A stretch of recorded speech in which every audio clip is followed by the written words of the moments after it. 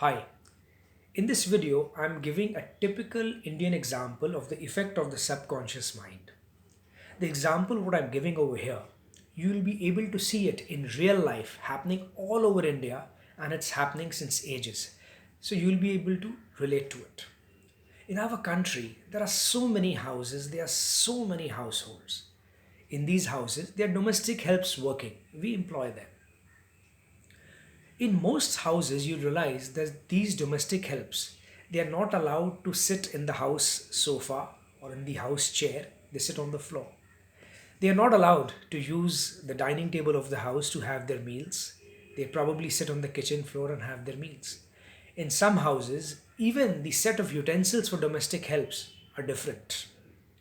These domestic helps cannot use the house toilet, what the house owners are using, and the family members of the house owners staying in that house are using. These domestic help have a separate toilet for them. It's known as the servants' toilet.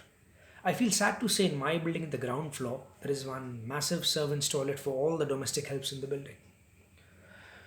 Now, these house owners, the family members of these house owners staying in these houses, a lot of them are well educated. They've gone to good schools, good colleges, some of them have traveled abroad. They have a good academic exposure. And a lot of them are quite well to do off, far above the per capita income level of the country. Now, to these people, if you put a very simple question forward, that is, that as far as the basic humanity is concerned, should human treatment be different to people who are of the higher level of the society, better to do off, as compared to people who are in the lower level of society, not so rich? I think so. Most of these people are going to answer that no, this shouldn't be the case. All should be treated alike, the same way the basic human treatment befitting humanity should be there. Now you ask them a second question, that since ages in our country we've been seeing the domestic helps in our houses. They sit on the floor, they can't use the house sofa and chair, they can't eat in the dining table, they have a separate toilet. So all this should be stopped. And these domestic helps should be allowed to use all the home amenities what we are using for humanity's sake. I feel moment you tell them, something's going to stop them. I did a small experiment. These two questions I asked to some of my friends and some of my relatives, and I got the same result. In the first question, they said everyone should be treated alike. And the second question, something stopped them. And even they found it weird what's stopping them.